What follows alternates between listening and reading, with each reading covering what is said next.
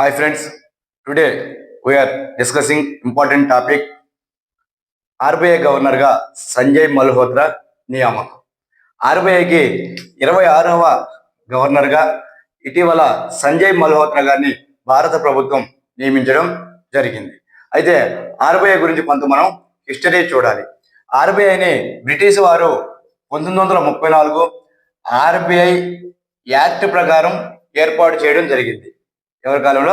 British వారు పరిపాలించే కాలంలో 1934 ఆర్బీఐ యాక్ట్ ప్రకారం ఈ ఆర్బీఐని ఏర్పాటు చేయడం జరిగింది. ఇది 1935 ఏప్రిల్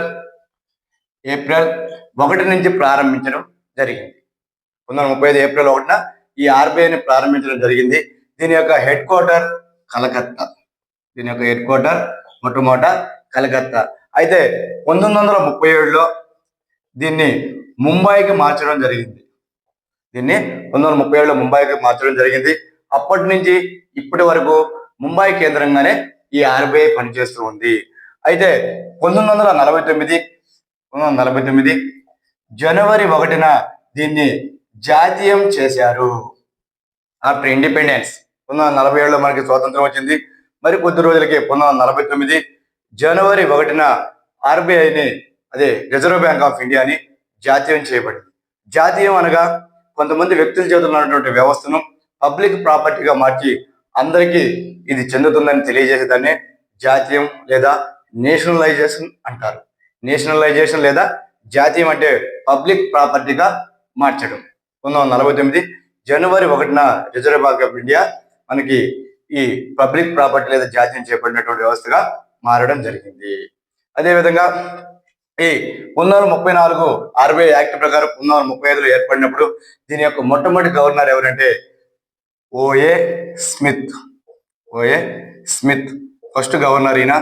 ఈయన బ్రిటిష్ ఆర్థికవేత్తగా ఉన్నటువంటి వ్యక్తిని ఈ ఆర్బీఐ గవర్నర్ గా నియామకం చేయడం జరిగింది. ఆ తర్వాత భారతీయ మొట్టమొదటి ఆర్బీఐ గవర్నర్ ఎవరంటే సిడి దేశ్ముఖ్. ఈయన 1943లో ఆర్బీఐకి గవర్నర్ గా అపాయింట్ చేయబడ్డాడు. ఆ తర్వాత కొంతమంది ప్రముఖ వ్యక్తులు కూడా ఆర్బీఐ గవర్నర్ గా పనిచేశారు. వాళ్ళలో డాక్టర్ మన్మోహన్ సింగ్ అంటే మనకి ప్రధానమంత్రిగా పనిచేశాడు. ఓకే. అదేవిధంగా ఆర్థిక సంస్కరణలో కూడా ఈయన ఆద్యుడు డాక్టర్ మన్మోహన్ సింగ్. ఈయన కూడా ఆర్బీఐ గవర్నర్ గా పనిచేశాడు. ఇక తెలుగు వ్యక్తులు కొంతమంది పనిచేస్తున్నారు. వాళ్ళు ఇద్దరున్నారు. వాళ్ళ మొట్టమొదటి తెలుగు వ్యక్తి ఎవరంటే వైవి రెడ్డి. ఈయన ఆర్బీఐకి 21వ గవర్నర్ గా పనిచేశాడు వైవి రెడ్డి. ఇంకా 22వ గవర్నర్ గా పనిచేసిన వ్యక్తి ఎవరంటే దువ్వూరి సుబ్బారావు. ఈయన ఆర్బీఐ గవర్నర్ గా పనిచేసినటువంటి రెండవ తెలుగు వ్యక్తి. మొదటి తెలుగు వ్యక్తి ఎవరంటే వైవి రెడ్డి. రెండవ తెలుగు వ్యక్తి ఎవరంటే దువ్వూరి సుబ్బారావు. ఓకే. ఇక ఆర్బీఐ యొక్క విధులు అంటే ఫంక్షనరీస్ ఏంటి చూడాలి మనం. దాని యొక్క ఫంక్షనరీస్ ఏంటంటే ముఖ్యంగా దాని యొక్క ప్రాథమిక విధి ఏంటంటే కరెన్సీని తయారు చేయించి రిలీజ్ చేసి సర్క్యులేషన్ లో ఉంచుతుంది. కరెన్సీ యొక్క బాధ్యత కూడా మొత్తం తీసుకునేది ఎవరంటే ఆర్బీఐ. అదేవిధంగా భారతదేశంలో ఉన్నటువంటి అన్ని బ్యాంకులకు, ప్రైవేట్ బ్యాంకులు మరియు పబ్లిక్ బ్యాంకులు అన్నిటికి కూడా బ్యాంకుగా వ్యవహరిస్తుంది. అందుకే దీన్ని ఏమంటారంటే బ్యాంకర్స్ బ్యాంక్ అంటారు. బ్యాంకులకే బ్యాంకుగా పనిచేసేది ఆర్బీఐ. అదేవిధంగా భారతదేశంలో ఉన్నటువంటి ద్రవ్య వ్యవస్థను, భారతదేశంలో ఉన్నటువంటి మానిటరింగ్ సిస్టమ్ ని స్టెబిలిటీగా ఉంచుతుంది. అంటే ధరలు పెరగకుండా, ధరలు పడిపోకుండా స్టెబిలిటీగా ఉండే విధంగా చూసే వ్యవస్థ ఏంటంటే ఆర్బీఐ. ఒకవేళ ద్రవ్యోల్బణం అంటే ధరలు పెరిగే విధానం ఉన్నప్పుడు ధరలు తగ్గించడానికి మనీ సర్క్యులేషన్ తగ్గిస్తుంది. మనీ సర్క్యులేషన్ తగ్గితే ఆటోమేటిక్గా డిమాండ్ అనేది కొంత తగ్గుతుంది. ధరలు అనేవి ఒక లెవెల్కి వస్తాయి. ప్రైస్ లెవెల్ పెరిగినప్పుడు తగ్గించే మార్గాన్ని ఆలోచిస్తుంది ఆర్బీఐ. అదేవిధంగా ధరలు పడిపోతూ ఉంటే మనీ సర్క్యులేషన్ పెంచుతుంది.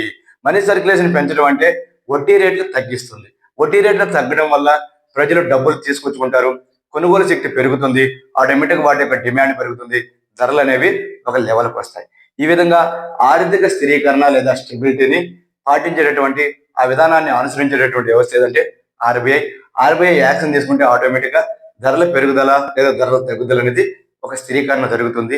దాని ముఖ్యమైనటువంటి పాత్ర పోచే బాధ్యత ఎవరిదంటే ఆర్బీఐది. ఆర్బీఐ యొక్క హెడ్ క్వార్టర్ ఎక్కడ ఉంది? ప్రజెంట్ ముంబైలో ఉంది. అదేవిధంగా ఆర్బీఐకి 4 జోనల్ కార్యాలయాలు ఉన్నాయి. 4 జోనల్ కార్యాలయాలు ఉన్నవి. అవి నార్త్ లో ఢిల్లీ, సౌత్ లో చెన్నై, వెస్ట్ లో ముంబై, ఈస్ట్ లో కలకత్తా. దీంతో పాటు 19 రీజనల్ కార్యాలయాలు కూడా ఉన్నాయి. 19 రీజనల్ కార్యాలయాలు కూడా ఉన్నాయి. ఇటీవల మనకి విజయవాడలో కూడా ఒక రీజనల్ కార్యాలయాన్ని ఆర్బీఐ ఏర్పాటు చేయడం జరిగింది.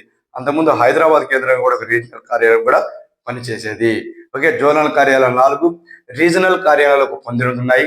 విజయవాడలో కూడా ఒక రీజనల్ కార్యాలయాన్ని ఆర్బీఐ ఏర్పాటు చేయడం జరిగింది. ప్రస్తుతం ఆర్బీఐ 26వ గవర్నర్ ఎవరున్నారు?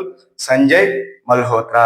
భారత ప్రభుత్వం ఎవరైతే ఆర్థిక వ్యవస్థలో మంచి నైపుణ్యం కలిగి ఉంటారో, ఆర్థిక వ్యవస్థ మీద పట్టు కలిగి ఉంటారో అలాంటి వ్యక్తిని చూసి ఈ ఆర్థిక కార్యకలాపాల నిర్వహణ కోసం ఆర్బీఐ యొక్క గవర్నర్ గా నియమించడం మనం చూస్తూ ఉంటాం. Okay, thank you. మరొక ఇంపార్టెంట్ టాపిక్ తో మళ్ళీ కలుద్దాం.